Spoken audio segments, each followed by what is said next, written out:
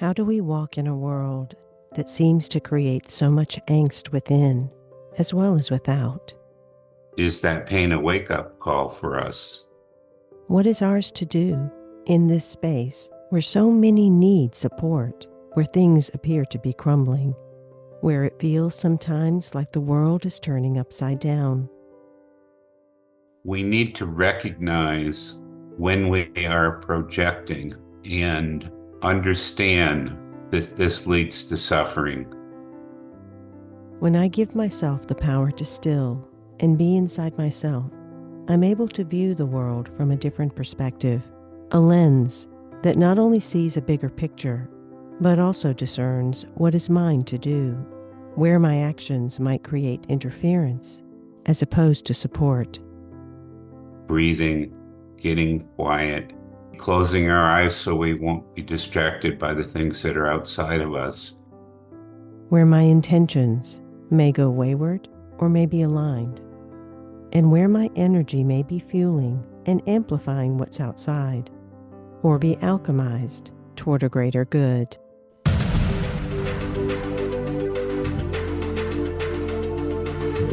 Welcome. You have entered the realm of 1111 Talk Radio. Your host is Simran. It's time to discover your own language with the universe. Empower yourself, broaden your mind, open your heart, and discover who you are. Now, here's your host, Simran.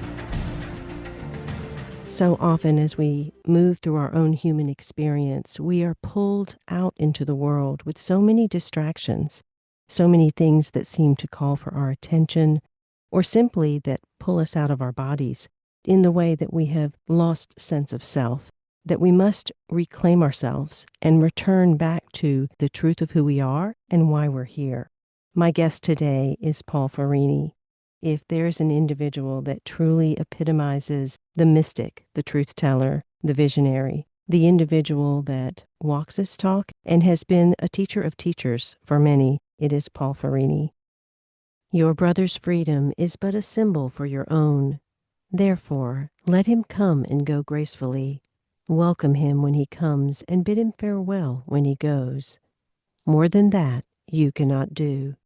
This much is enough. Care for each stranger in this way, and I will show you a world where trust has returned and charity rules. This is from one of Paul's books. His unique blend of spirituality and psychology goes beyond self-help and recovery into the heart of healing. And today's discussion is hopefully going to touch some of those places that feel tender. Welcome, Paul. I'm delighted to have you here. Thanks for having me. I'm happy to be here. Where I'd like to start is the heart. With so much that is going on in the world, the fear that is so easy to be distracted by, it can often be difficult to come into the heart. So often people believe they're in the heart, but they're just thinking love, or they're thinking their way towards something, not actually being there. Provide the distinction if they're really thinking they're in the heart or if they're actually in the heart. I think the doorway to the heart is silence. I wrote a book, you recorded it, called Silence of the Heart. If we don't get quiet, it's hard to sink down through the various levels of consciousness into a safe space inside where we feel connected to God or to our source. It just takes a little while for that sinking down process to happen. And if we are looking outward, being distracted by the things in the world that are clawing at us, seeking our attention, it's very hard for us to come inside into the inner temple. So that's why meditation is an important part of the spiritual process. But even without calling it meditation, what I call it is just breathing, getting quiet, maybe closing our eyes so we won't be distracted by the things that are outside of us, and allowing us to make that sacred journey from our head to our heart. Being in the heart is completely different from being in our heads. When we're in our heads, we're preoccupied with a lot of details. There's a lot of conflict and anxiety. But when we come into the heart, We come into a place of acceptance of ourselves, acceptance of life the way it is. And in that space, we can begin to feel this energetic connection to love. When the world is so frenetic and busy, when we've got smart cities and smart homes and smart technology on our phones, when there's this constant pull externally, many individuals would say, how do I find the time? Time is my enemy right now. I just have to get so many things done. How do you assist people in prioritizing space to move into the heart, space for presence? Well, pain is the big wake up call. Pain tells us there's something that's not in balance. And so most people don't begin to take the journey into the heart until they feel in pain. The pain is based on having a lot of interpersonal conflict and triggers, emotional upheaval, jealousy, anger, projection, all kinds of psychological problems which disturb our peace. If we can live with that and we can be lost in the world and be triggered without feeling pain, then we're going to stay in that place because that's where most people live. But when we start to feel the pain of the disconnection from our true self and our disconnection from spirit, that's when we have the incentive to take the journey. And it is voluntary. No one's going to make us take it.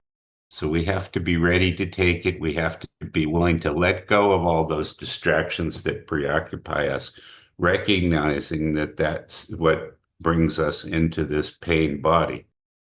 There are many that are feeling the pain of a lot of flux in our society, even in our own political system or healthcare system, banking system, all these different systems. And that drama or that Maya of the world will keep people in that place of fear, fight, flight, freeze. You blend spirituality and psychotherapy in a unique way. Talk about how these two things have to be intertwined now, how they must be linked as a pathway back inside the self. Well, one of the things that we understand when we study psychology is the mechanism of projection, where we take the unhealed aspects of ourselves and we project it onto other people. This creates conflict in our relationships, conflict in our world. We need to recognize when we are projecting and understand that this leads to suffering. And the way that we can overcome projection is through awareness. And so one of the things that I teach is called the Crash Course in Boundaries. And it's very simple. And I tell all of my students to memorize it and use it every day in their lives. It's just one sentence. Everything I think, say, feel, and do belongs to me. And everything you think, feel, say, and do belongs to you. So you can call me names. You can say you're a jerk. You can say I hate you. You can say all kinds of things about me, but they really don't say anything about me. You are the origin of all those thoughts and feelings. So all those things belong to you. And even though you'd like to give them to me and make me responsible for your pain, I am not and never will be. I will not take on your pain. I will refuse to take on your pain, but I will totally become responsible for my own pain, my own thoughts, feelings, words, and actions. And when I do that, I take you off the hook. And I say, that's not about you. I may be judging you. I see the judgment. I recognize the judgment. I understand that judgment is not justified. It's not about you. It's really about me. I own it. I take responsibility for it. I take you off the hook. And that leads not only to a very deep communion with myself and willingness to look at my own shadow, but it leads to releasing conflict in the world because I am stopping the process of projection. Process of projection is where I put the unhealed aspects of myself into the world. I project them on you and on other people and on leaders that are out there, on what's going on in that big movie screen where there's always conflict. There's never been a time where the world did not reflect all the conflict of all the souls who live on the planet. And so when we look at the divisiveness that we see in the world or within a relationship inside of our home, that observation, is that a judgment, the type of projection that we also need to bring back in, or a pointer back to ourselves as well? Well, anything that disturbs our peace needs to be looked at. It needs to be owned. I need to take responsibility for all those things that are going on in my consciousness, which are disturbing my peace. And if I try to make you responsible for them, I will get involved in a big external drama and there will be no end to it. It will go round and around and around. The only way I can end conflict is within my own consciousness. So I need to be responsible. If I'm unhappy, if I'm triggered, if I'm angry, if I judge you or judge anyone else, this is my problem. This is my issue. This does not belong to anyone else. So am I willing to look at it? Am I willing to find the source of my pain, which frequently goes back to early childhood? Am I willing to look at my shadow material? That's what the journey is all about. It's the journey through the dark night of the soul into the light. When we look at this dark night experience, so often individuals will get to a place where they feel like they've healed something. There can be this comment of, oh, I've dealt with that. I've healed that. I'm past that. And from my own experience of being a very devoted disciple of wanting to continually expand and touch the essence of myself, I reached a moment where I had done so much work and yet hit one of those external experiences that was so painful and held so much grief that I realized there's still so much more to do. Can you talk a little bit about the necessity for us to be willing to embrace those dark places, to move through those passages of grief or whatever the darkness is introducing us to in order to reclaim that light? Yeah. Well, it's not easy for any of us. We all are triggered. We all have extremely painful experiences in our lives. There's not a single human being who can avoid that. And the question then is that pain a wake-up call for us? Is that pain saying to us, okay, I have more work to do? And am I willing to do that work? Or am I just going to stuff it and try to get over it and try to function in the world, even though I'm broken inside? And if I try to function in the world when I'm broken inside, it's not going to work. I'm just going to experience more pain until it gets to a crisis point. And then I will finally have to decide whether I'm willing to do the hard work at looking at my own demons.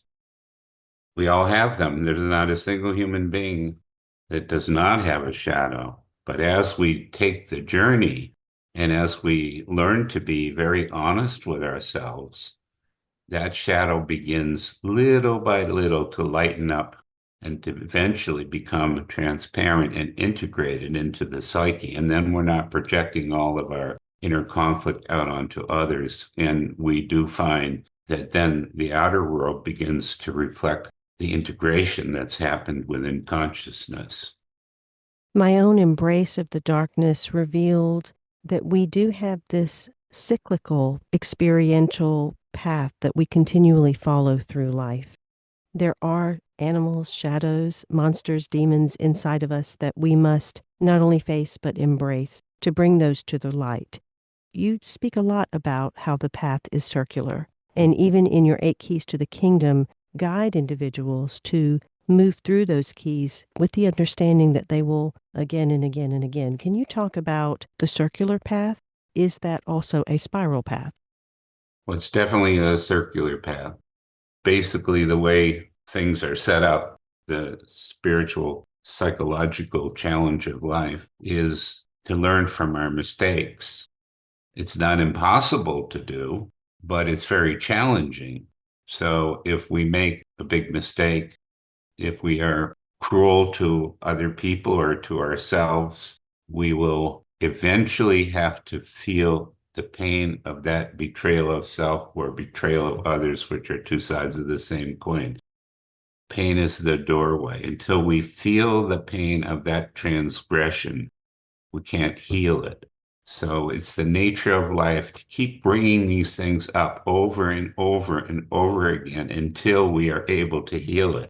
So, for example, we may experience a deep daddy wound or mommy wound when we're growing up.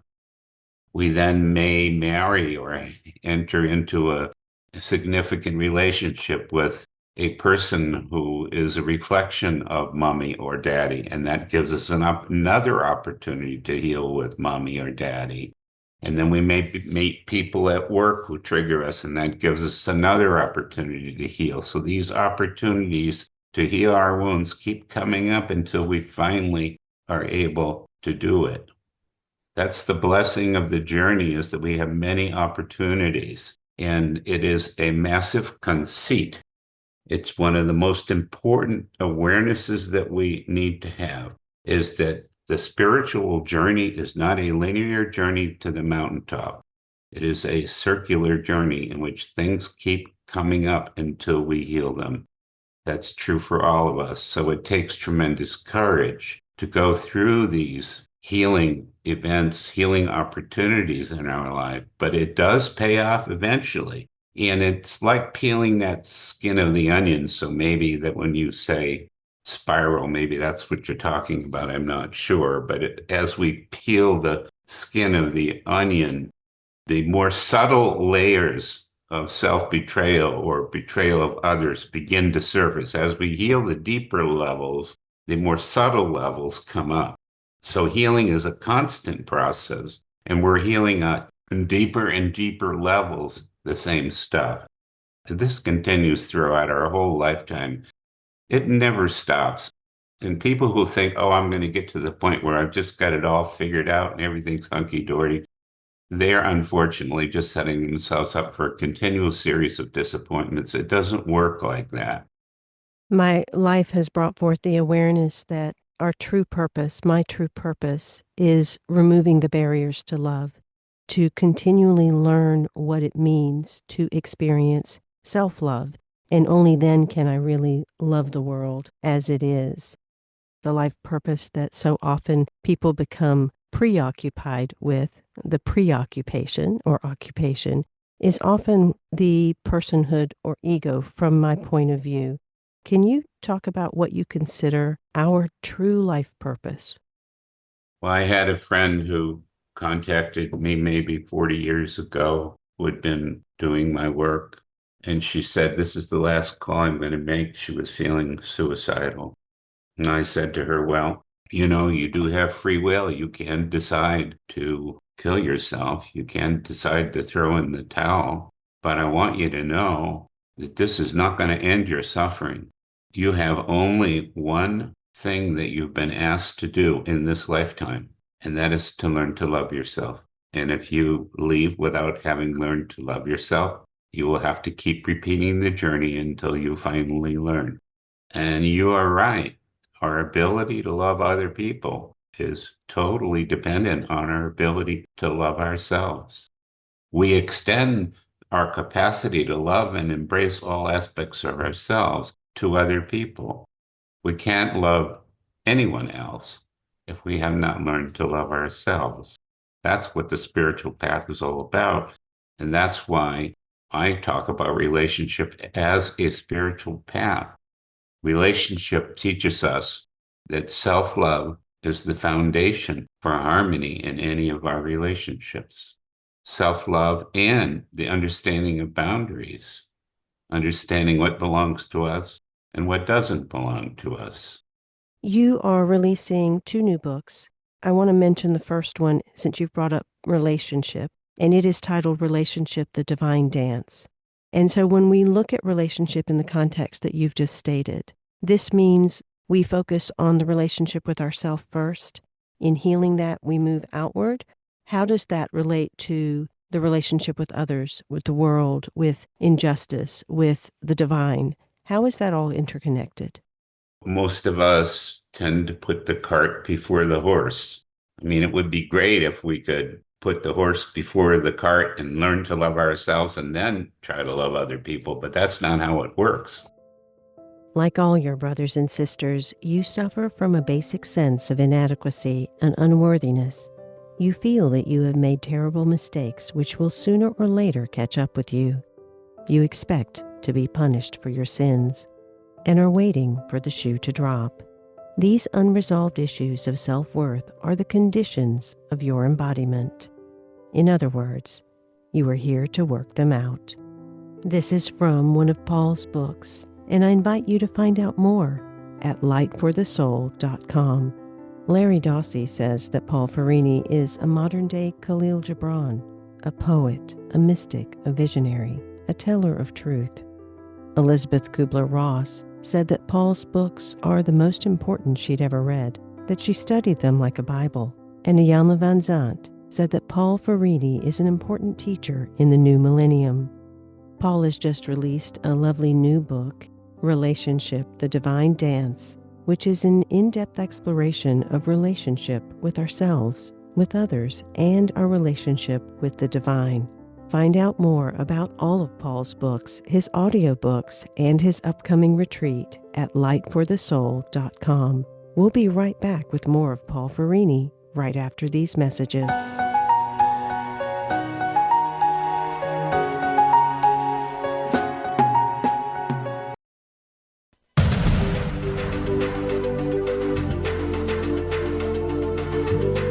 You are listening to 1111 Talk Radio. Simran is an award-winning author, publisher of 1111 Magazine, powerful speaker of wisdom, and a life mentor. Find out more at iamsimran.com. Now, back to 1111 Talk Radio. I hope you'll go to 1111mag.com and be sure and register for the 1111 Collective. Be informed of all the wonderful guests, shows, and releases that are coming your way from 1111 Magazine and 1111 Talk Radio. I have a certain group of authors that I personally love reading, and I would say that Paul Ferrini is at the top of that pile. Paul Ferrini is the author of some 50 books on love, healing, and forgiveness. His unique blend of spirituality and psychology goes beyond self-help and recovery into the heart of healing. Find out about the new upcoming retreat in May 2025, in addition to his spiritual psychotherapy training and new book called Spiritual Psychotherapy, and the second new book he is releasing titled Relationship, the Divine Dance. The website is lightforthesoul.com. When we look at relationship in the context that you've just stated, how does that relate to the relationship with others, with the world, with injustice, with the divine? How is that all interconnected? Most of us tend to put the cart before the horse. I mean, it would be great if we could put the horse before the cart and learn to love ourselves and then try to love other people, but that's not how it works. Most of us tend to put the cart before the horse. I mean, it would be great if we could put the horse before the cart and learn to love ourselves and then try to love other people, but that's not how it works. Most of us try to put the cart before the horse. We try to love other people before we've learned to love ourselves. And of course, it doesn't work. We make a big mess. We go into pain. And then we begin to ask the question, what do I need to do? Is there something essentially wrong with me? Or am I just not doing a spiritual practice that works? So our pain teaches us to learn how to love ourselves and to build the foundation in order to be able to be capable of manifesting an equal relationship with another human being. Our pain inevitably wakes us up. I mean, it would be great if we didn't have to do that, but most people do experience pain, and that gives them the incentive to grow psychologically and spiritually. Sometimes I observe individuals attempting to feel worthy or good because they are participating. Is that a moment of pause to say, let me first take care of myself? Let me first look at this need to go do for someone else and how I'm perhaps neglecting the self? Because self-love is such a nebulous, often simple thing to do in theory, but yet it's really hard. Self-love is a very hard thing to stay with. Yeah, I mean, we tend to look for approval outside of ourselves. We want mommy's love, we want daddy's approval, and that continues throughout our whole life. We want our partner's approval and acceptance, and we want approval and acceptance at work. And when it doesn't come, we blame ourselves and we beat ourselves up. After we've done that for 30 or 40 years, the pain becomes intense. And then it's time to wake up and to realize I am never going to get approval or acceptance from the outside world, not from mommy, not from daddy, not from partner, not from coworkers. Only I can bring the love and the acceptance that I need. That's why in my work, I say over and over again, we are the bringers of love. When we have learned to bring love to ourselves, then we become capable of receiving it from others. Until we've learned to bring love to ourselves, we are incapable of receiving it from other people. And that points to the next place, which is presence. And I think many people might believe they are present. You know, there have been times in my life where I thought I was present to come to find out how I was not present. That's another one that can be a great challenge for many to keep bringing themselves back to the present moment. Being in the present moment is the essence of meditation. That's why we meditate. That's why we go into the silent, to become physically, emotionally present in this moment, which means we're not thinking about something else. We're not worried about something that happened in the past or concerned or anxious about something that might happen in the future. We're just right here and right now. You know, when we're in that space of being present, it's all about baby steps. So the book that I wrote, Keys to the Kingdom, gives us questions that we can ask that are very profound tools for staying in the moment and staying connected to our true self. So one of the mantras that people work with, and key number one, is to ask moment to moment, am I loving myself right now? And usually when you ask that question and you answer it honestly, the answer is no, I'm not loving myself. Well, we don't use that to beat ourselves up. We use that to realize, oh, okay, I forgot. The reason I'm here is to be the bringer of love to my experience. So let me focus on that right now in this moment. And then all of these questions keep bringing us back to ourselves in this moment so that we can have the experience of connecting to love, connecting to who we really are, so that we stop looking for approval outside of ourselves and we begin to give that acceptance from the inside out. These are all spiritual practices. It's hard to learn how to love yourself if you're not engaged in spiritual practices that help you to do that.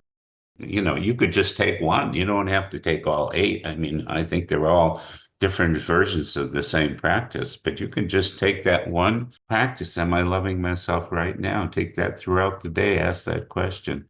And that will be a continual reminder that that's why you're here. You're here to bring love to yourself. Or in the inner child constellation, to realize that the little child who is in you, who is not healed, that's the one who needs love right now in this moment. Continually bringing oneself to the awareness of what is loving to self would pull them away from the world. So I imagine many listeners might be asking, well, how do I be in the world if I'm constantly focusing on myself? As I said to someone in the class I recently did, you don't go into the silence to permanently escape from the world. You go into the silence to connect to your true self so then you can be in the world in a harmonious way. So we're not asking people to live in a monastery or to isolate themselves. But we are asking people to find the source of love within and then to live from the inside out rather than from the outside in. And that's something we learn how to do. It takes a lot of practice. So, for example, if I'm sitting in the silence and I'm asking the question, am I loving myself right now? And I recognize that I'm judging myself. I'm feeling sorry for myself. I'm beating myself up. Well, of course, the answer is no, I'm not loving myself. And I need to bring love in that moment. If I'm sitting in the silence and I'm judging you, well, the same applies. I am not loving myself. If I'm judging you, I am not loving myself. So whatever's happening, whatever is triggering us in life is because we have forgotten what our true purpose is in this lifetime, which is to learn to love ourselves and to focus on that and to build our lives out of that connection to spirit. When we love ourselves, we are connected to spirit. When we love ourselves, we can begin to move outward into the world, carrying that love and radiating it out to other people.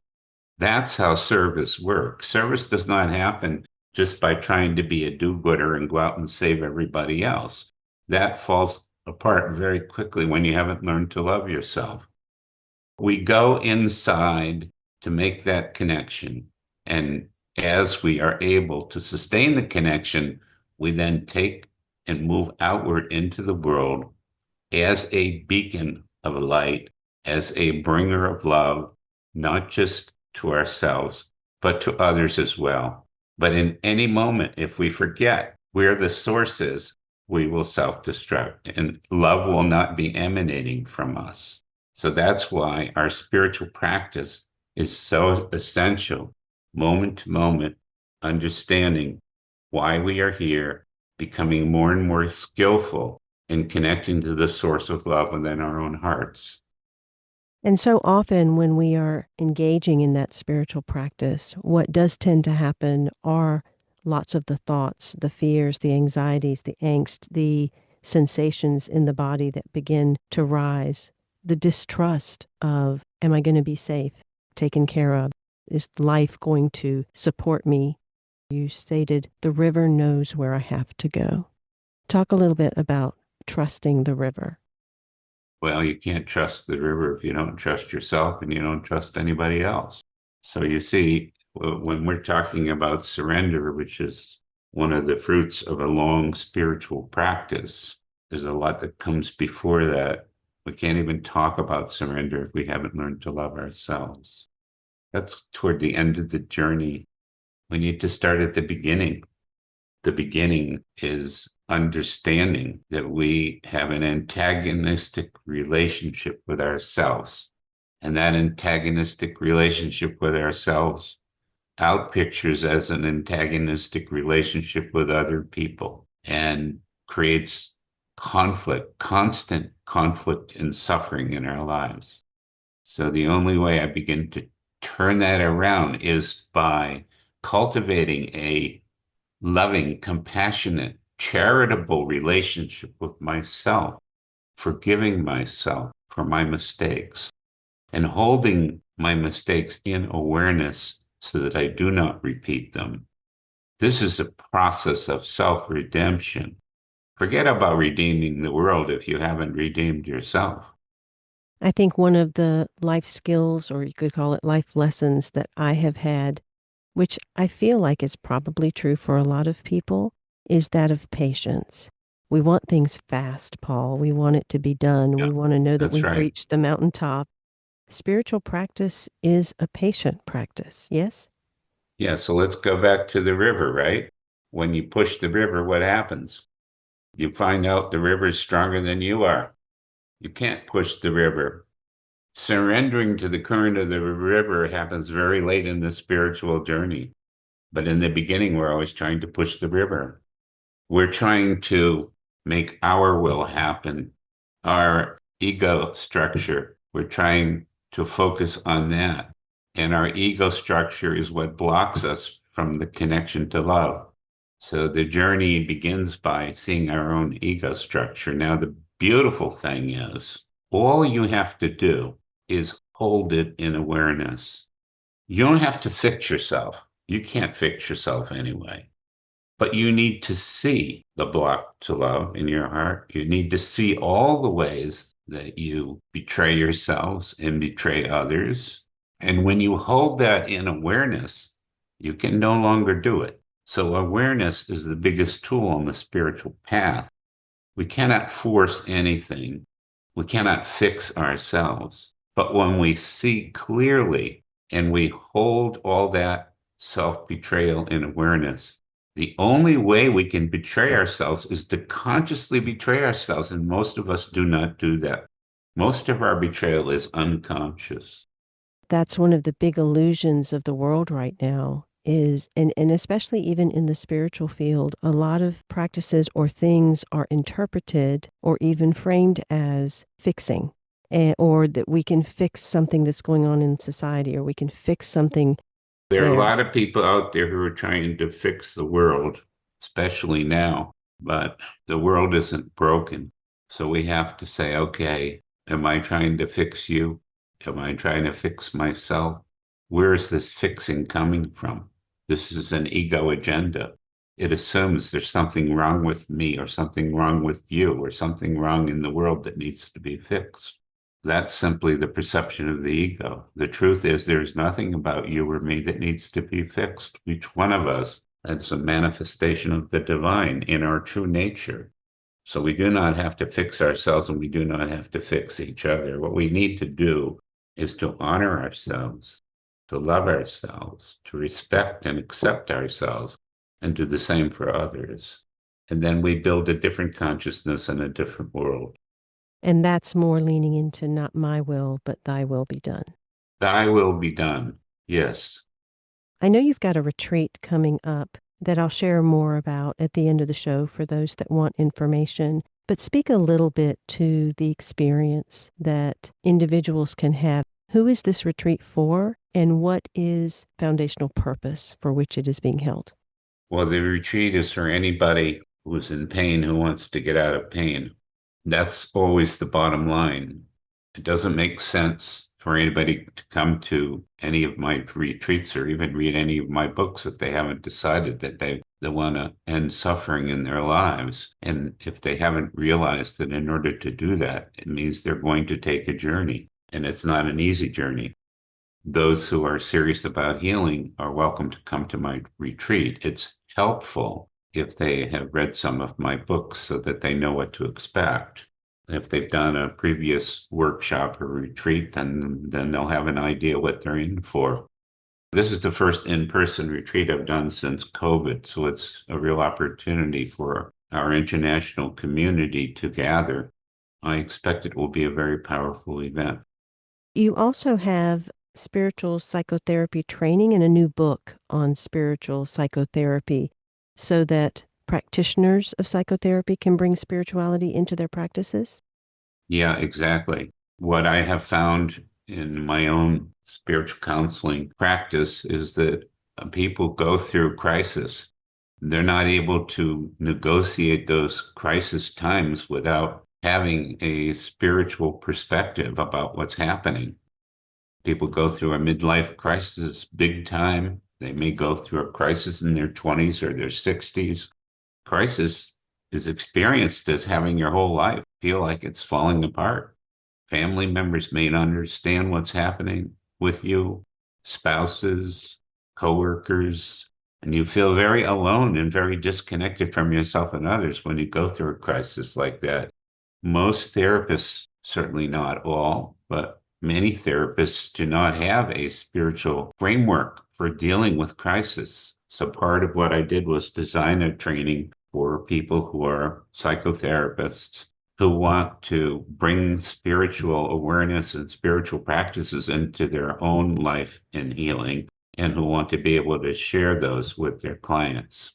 And it's been a very powerful experience. And the book I wrote has grown out of that work that I've been doing for the last 7 or 8 months with these participants in the program.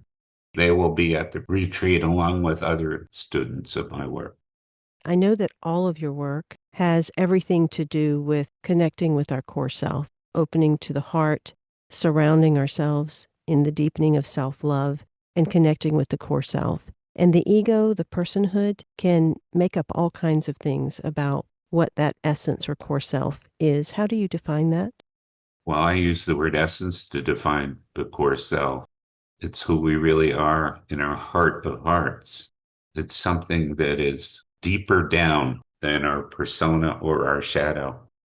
The persona is the mask that we built up and learned to wear to get acceptance in the world. The shadow is the part of us that we're scared of. It's our fear and our shame. But our core self is behind all of that and deeper down than all of that, because in our core self is our innocence. And we need to find our way through the shadow to the core self to begin this process of psychological integration that will open all the doors in our lives.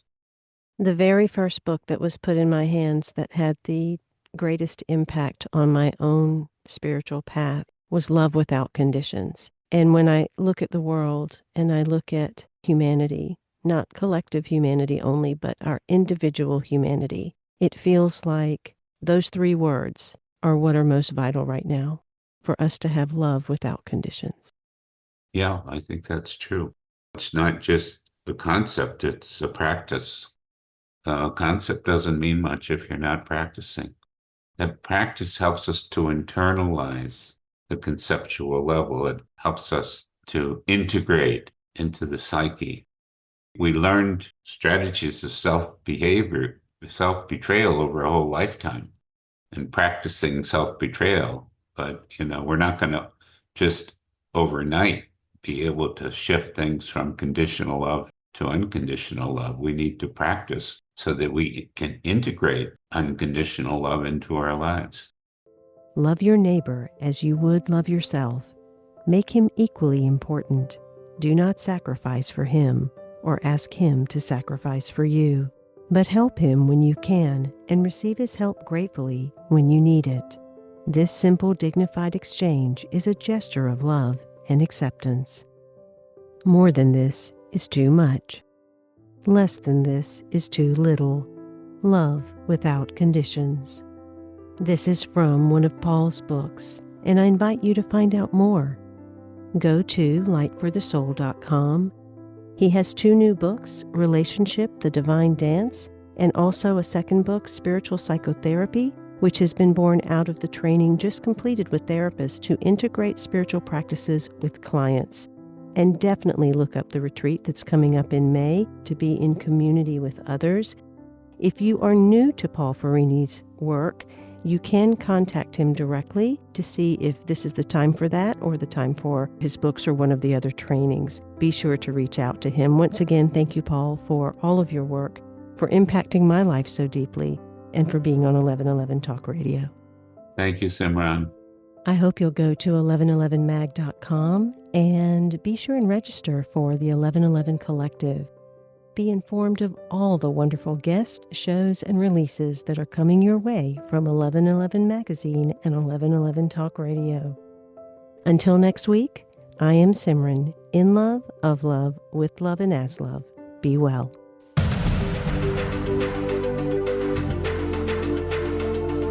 Thank you for opening your mind to a new reality, your heart to greater compassion, and your experience of aliveness with 1111 Talk Radio.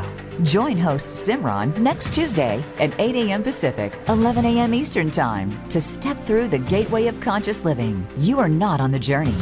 You are the journey.